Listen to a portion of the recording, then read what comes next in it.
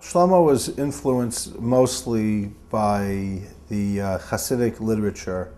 He also had influence from the African American Gospels and other influences as well, such as perhaps some Indian trance masters who had influence on perhaps the way he spoke.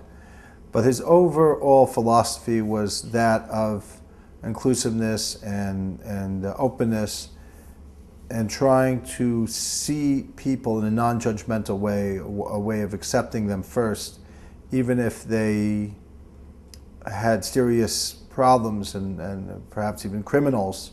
His first approach was to not judge them, to love them. It's a way that's actually hard for people to emulate because it's challenging. People say perhaps judgment is sometimes in order. And he combined various Hasidic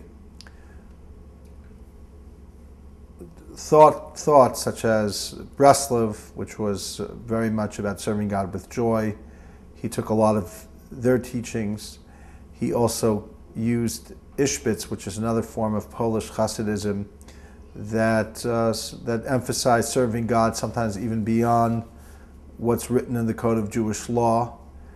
And they didn't give any examples of what that actually meant for the most part, but Shlomo was inspired by their teachings, as well as by a huge variety of Hasidic thought that he then transposed into the kind of cultural revolution that was happening in the 60s. So while you could say that his philosophy wasn't one comprehensive philosophy, it was an amalgamation of a number of existing philosophies that he combined in his kind of brilliance.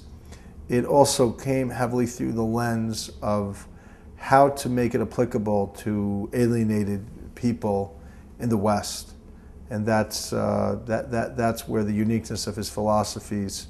In some ways, it overlapped with Zalman Schachter, the founder of Jewish Renewal, who actually drew on an even broader range of sources than Shlomo, using many non-Jewish mystical teachers and texts to inform his movement's relationship with the Spirit. And Shlomo primarily used Jewish sources. And on the other hand, Shlomo stayed, by and large, halachically observant.